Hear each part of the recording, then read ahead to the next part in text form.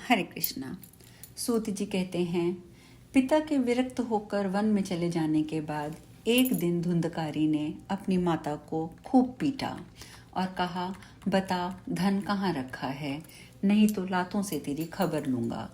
उसकी इस बात से डर कर और पुत्र के उपद्रवों से दुखी होकर उसकी माँ रात को कुएं में कूद पड़ी। इससे उसकी मृत्यु हो गई। इस प्रकार माता पिता के ना रहने पर गोकर्ण जी तीर्थ यात्रा के लिए चले गए, क्योंकि वे तो योगनिष्ठ थे। उनके मन में इस घटना के कारण ना कोई दुख था ना कोई सुख, क्योंकि उनका ना तो कोई शत्रु था ना मित्र। अब धुंधकारी 5 वैश्याओं के साथ उनके घर पे रहने लगा। उनके पालन पोषण के लिए बहुत सी सामग्री जुटाने की चिंता से उसकी बुद्धि मोहित हो गई थी, अतः वह अत्यंत क्रूरतापूर्ण कर्म करने लगा। एक दिन उन कुलटाओं ने उससे गहनों के लिए इच्छा प्रकट करी। धुंधकारी तो काम से अंधा हो ही रहा था, उसे अपने मृत्यु का भी याद नहीं रहा। वह गहने जुटाने के लिए घर से निकल पड़ा। जहाँ तहाँ बहुत सा धन चुराकर पुनः अपने घर लौट आया। वहाँ आकर उसने उन वैश्याओं को बहुत से सुंदर सुंदर वस्त्र और कितने ही आभूषण दिए। अधिक धन का संग्रह देखकर रात में उन स्त्रियों ने विचार किया, ये प्रतिदिन चोरी करने जाता है, अतः राजा इसे अवश्य पकड़ेंगे, फिर सारा धन छीनकर निश्चय ही इसे प्राणदंड भी देंगे। ऐसी दशा में इस धन की रक्षा के लिए हमें लोग क्यों ना इसे गुप्त रूप से मार डालें। इसे मारकर ये सारा धन लेकर हम कहीं और किसी और जगह चल देंगे। ऐसा निश्चय करके उन स्त्रियों ने धुंधकारी के सो जाने पर उसे रस्सियों से कसकर बांध दिया और गले में फांसी डालकर उसके प्राण लेने की चेष्टा करने लगी, किंतु वह तुरंत मर ना सका। इससे उनको बड़ी चिंता हुई। तब उन्होंने जलते हुए अंगार लाकर उसके मुंह में डाल दिए। इससे वह आग की लपटों से पीड़ित होकर तड़पने लगा, छटपटाता रहा और अंततः मर गया। फिर उन्होंने उसकी लाश को गड्ढे में डाल दिया। प्रायः ऐसी स्त्रियां बहुत दुस्साहस वाली होती हैं। इस रहस्य का किसी को भी पता नहीं चला। लोगों के पूछने पर उन स्त्रियों ने कह दिया कि हमारे प्रीतम धन के लोभ से कहीं दूर चले गए हैं, इस वर्ष के भीतर ही लौट आएंगे। विद्वान पुरुष को चाहिए कि वह असंग मार्ग पर चलने वाली दुष्ट स्त्रियों का विश्वास कभी ना करे। जो मूर्ख उनका विश्वास करता है उसे अवश्य ही संकटों का सामना करना पड़ता है। उनकी वाणी तो अमृत के समान कामियों के हृदय में रस का संचार करती है, किंतु हृदय छुरे की धार के समान तीखा होता है। भला इन स्त्रियों का कौन प्रिय है? अनेक पतियों से सहवास करने वाली ये कुलटाएं धुंधकारी का सारा धन लेकर चंपत हो गईं और धुंधकारी अपने कुकर्म के कारण एक बहुत बड़ा प्रेत हुआ। वह बवंडर का रूप धारण करके सदा 10 दिशाओं में दौड़ता फिरता था। वह शीत घाम का क्लेश सहता, भूख प्यास से पीड़ित होता, हाय देव की बारंबार पुकार में लगा रहता, किंतु कहीं भी उसे शरण नहीं मिलती थी।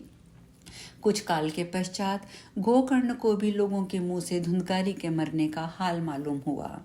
तब उसे अनाथ समझकर गोकर्ण ने उसके लिए गया जी में जाकर श्राद्ध किया।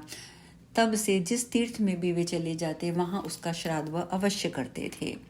इस प्रकार तीर्थों में भ्रमण करते हुए गोकर्ण जी एक दिन अपने गांव वापस आए। रात्रि के समय दूसरों की दृष्टि से बचकर वे अपने घर के आंगन में सोने के लिए चले गए। अपने भाई गोकर्ण को वहां सोया देखकर धुंधकारी ने आधी रात के समय उन्हें अपना महाभयंकर रूप दिखलाया। कभी वह भेड़ा, कभी हाथी, कभी भैंसा, कभी इंद्र, कभी अग्नि का रूप धारण करता था। अंत में पुनः मनुष्य के रूप में प्रकट हुआ। गोकर्ण जी बड़े धैर्यवान महात्मा थे। उन्होंने उसकी विपरीत अवस्थाएं देखकर जान लिया कि ये कोई दुर्गति में पड़ा हुआ जीव है। तब उन्होंने पूछा, अरे भाई, तू कौन है? रात्रि के समय अत्यंत भयानक रूप में क्यों प्रकट हुआ है? तेरी ऐसी दशा क्यों हुई है? हमें बता तो सही, तू प्रेत है या पिशाच अथवा कोई राक्षस? उनके ऐसा पूछने पर वह बारंबार उच्च स्वर में रोदन करने लगा। उसमें बोलने की शक्ति नहीं थी, इसीलिए केवल संकेत मात्र किया। तब गोकर्ण जी ने अंजलि में जल लेकर उसे अभिमंत्रित करके धुंधकारी के ऊपर छिड़क दिया। उस जल से सींचने पर उसका पाप ताप कुछ कम हुआ। तब वह इस प्रकार कहने लगा, भैया मैं तुम्हारा भाई धुंधकारी हूँ। मैंने अपने ही दोष से अपने ब्राह्मणत्व का नाश किया है। मैं महान अज्ञान के चक्कर में चला गया था, अतः मेरे पाप कर्मों की कोई गिनती नहीं है। मैंने बहुत लोगों की हिंसा की है, अतः मैं भी स्त्रियों द्वारा तड़पा तड़पा कर मारा गया हूँ। इसी से मैं प्रेत योनि में पड़कर दुर्दशा भोग रहा हूँ। अब दैवहीन कर्म फल का उदय हुआ है, इसीलिए मैं वायु पीकर जीवन धारण करता हूँ। मेरे भाई, तुम दया के समुद्र हो, अब किसी प्रकार जल्दी मेरा उद्धार करो।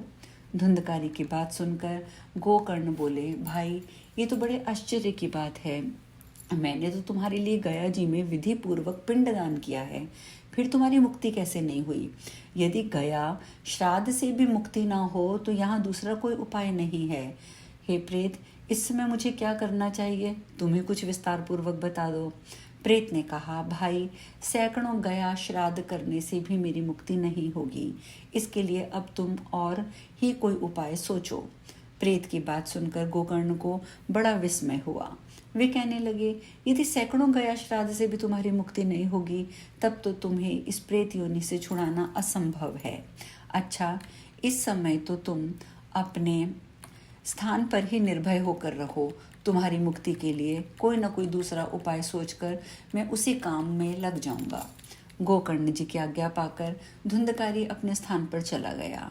इधर गोकर्ण जी रात भर सोचते विचारते रहे, किंतु उसके उद्धार का कोई भी उपाय उन्हें नहीं सूझा। सवेरा होने पर उन्हें आया देख गांव के लोग बड़े प्रेम से उनके साथ मिलने के लिए आए। तब गोकर्ण ने रात में जो जो घटना घटी थी वह सब उन्हें कह सुनाई। उसमें जो लोग विद्वान, योगनिष्ठ, ज्ञानी और ब्रह्मवादी थे, उन्होंने शास्त्र ग्रंथों को उलट पुलट कर देखा, किंतु उन्हें धुंधकारी के उद्धार का कोई उपाय दिखाई नहीं दिया। तब सब लोगों ने मिलकर यही निश्चय किया कि भगवान सूर्य नारायण उसकी मुनि के लिए जो उपाय बताएंगे वही उसे करना चाहिए। यह सुनकर गोकर्ण ने भगवान सूर्य की ओर देखकर कहा, भगवान आप सारे जगत के साक्षी हैं, आपको नमस्कार है। आप मुझे धुंधकारी की मुक्ति का साधन बताइए। यह सुनकर सूर्यदेव दूर से ही स्पष्ट वाणी में बोले, श्रीमद् भागवत से मुक्ति हो सकती है, तुम उसका सप्ताह पारायण करो। भगवान सूर्य का ये ध्वनि रूप वचन वहाँ सब लोगों ने सुना और सब ने यही कहा, ये तो बहुत सरल साधन है, इसको यत्नपूर्वक करना चाहिए। गोकर्ण जी ने भी ऐसा ही निश्चय करके कथा बाँचने को तैयार वे स्वयं हो गए। उस समय वहाँ कथा सुनने के लिए आसपास के स्थानों और गांवों से लोग एकत्र होने लगे। अपंग, अंधे, बूढ़े, मंदभाग पुरुष भी अपने पापों का नाश करने के लिए वहां आ पहुंचे। इस प्रकार वहां बहुत बड़ा समाज जुट गया, जो देवताओं को भी आश्चर्य में डालने वाला था। जिस समय गोकर्ण जी व्यास गद्दी पर बैठकर कथा बाँचने लगे, उस समय वह प्रेत भी वहां आया और इधर उधर बैठने के लिए स्थान ढूंढने लगा। इतने में ही उसकी दृष्टि एक 60 गांठ वाले ऊंचे बांस पर पड़ी। उसी के नीचे वाले छेद में घुसकर वह कथा सुनने के लिए बैठ गया। वायु रूप होने के कारण वह बाहर कहीं बैठ नहीं सकता था, इसीलिए वह बांस में घुस गया था। गोकर्ण जी ने एक वैष्णव ब्राह्मण को प्रधान श्रोता बनाकर पहले स्कंद से ही स्पष्ट वाणी में कथा सुनानी आरंभ की। सायकाल में जब कथा बंद होने लगी, तब एक विचित्र घटना घटी। सब श्रोताओं के देखते देखते तड़तड़ शब्द करती हुई बांस की एक गांठ फट गई। दूसरे दिन शाम को दूसरी गांठ फटी, तीसरे दिन भी उसकी तीसरी तरह तीसरी गांठ फट गई। इस प्रकार 7 दिनों में उस बांस की 7 गांठों को फोड़कर धुंधकारी ने 12 स्कंदों के श्रवण के से निष्पाप होकर प्रेत योनि का त्याग कर दिया और दिव्य रूप धारण करके वह सबके सामने प्रकट हो गया। उसका मेघ के समान श्याम वर्ण था, शरीर पर पीतांबर शोभा पा रहा था, गले में तुलसी माला उसकी शोभा बढ़ा रही थी, मस्तक पर मुकुट और कानों में दिव्य कुंडल झिलमिला रहे थे। उसने तुरंत अपने भाई गोकर्ण को प्रणाम किया और कहा, भाई तुम्हारी कृपा से करके मुझे प्रेत योनि के क्लेशों से मुक्ति मिली है। प्रेत योनि की पीड़ा कष्ट करने वाली, नष्ट करने वाली ये श्रीमद् भागवत कथा धन्य है तथा भगवान श्री कृष्ण के परम धाम की प्राप्ति कराने वाला इसका सप्ताह पारायण भी धन्य है। सप्ताह कथा सुनने के लिए बैठ जाने पर सारे पाप कांपने लगते हैं। उन्हें इस बात की चिंता होती है कि अब वह कथा शीघ्र ही हम लोगों का अंत कर देगी। जैसे आग गीली, सूखी, छोटी और बड़ी सभी तरह की लकड़ियों को जला डालती है, उसी प्रकार ये सप्ताह श्रवण मन, वाणी, क्रिया द्वारा किए हुए इच्छा या अनिच्छा से होने वाले छोटे बड़े सभी तरह के पापों को भस्म कर देता है। विद्वानों ने देवताओं की सभा में कहा है कि इस भारतवर्ष में जो पुरुष श्रीमद् भागवत की कथा नहीं सुनते, उनका जन्म व्यर्थ ही है। यदि भगवान शास्त्र की कथा सुनने को ना मिले, यदि भागवत शास्त्र की कथा सुनने को ना मिली, तो मोहपूर्वक पालन करके हष्ट पुष्ट और बलवान बनाए हुए इस अनित्य शरीर से क्या लाभ हुआ, जिसमें हड्डियां ही खंबे हैं, जो नस नाड़ी रूप रस्सियों से बंधा है, उसके ऊपर मांस और रक्त का लेप करके उसे चमड़े से मढ़ दिया गया है, जिसके भीतर से दुर्गंध आती रहती है, जो मल मूत्र का पात्र है, वृद्धावस्था और शोक के कारण जो परिणाम में दुख में जान पड़ता है, जिसमें रोगों का निवास है, जो सदा किसी कामना में आतुर रहता है, जिसका पेट कभी नहीं भरता है, जिसको सदा धारण किए रहना कठिन है, और जो अनेक दोषों से भरा हुआ और क्षणभंगुर है, यही वह शरीर कहलाता है। अंत में इसकी 3 ही गतियां होती हैं। यदि मृत्यु के पश्चात इसे गाड़ दिया जाए तो इसमें कीड़े पड़ जाते हैं, कोई पशु खा जाता है तो ये विष्ठा बन जाता है, यदि अग्नि में जला दिया जाए तो ये राख का ढेर हो जाता है।